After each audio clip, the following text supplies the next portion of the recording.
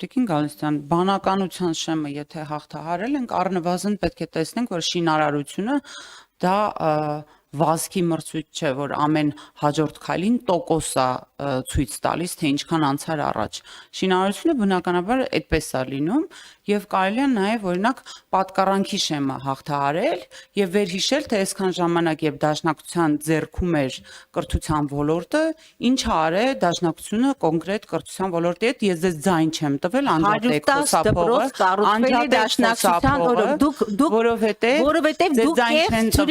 կես տվյալներ եք հրապարակում եւ թույլ չեք տալիս պատասխանել։ Մեր նախարարության օրոք 110 դպրոց ամբողջական կառուցվել է եւ պետք չի մոլորեցնել հասարակությանը։ Բան անելու։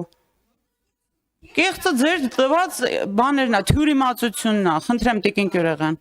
Տիկին Վարդանյան, փորձեմ նախ ձեզ արձագանքել, ստացվում է, որ դուք, ԿՓ-ն եկել է դաշնակցության գործունեության ձևաչափը ոճը շարունակելու, օրինակ հասկանալ ձեր չարախնդությունը։ Տիկին Գյուրեղյան, ես ուզում եմ հասկանալ ինչի վրա, դուք ինձ հետ չեք կարող խոսել կամ չխոսել, ասել ես եմ նախագահ Տիկին Գյուրեղյան եւ եթե հարցը ամենասկզբից պիտի տայք, իսկ հիմա որ արտահայտվել եք, պիտի լսեք պատասխանը։ Ես հենց որ դուք արդեն միկրոֆոնին կմոտենաք, ես միկրոֆոնին մոտեցել եմ, տեսնում եք։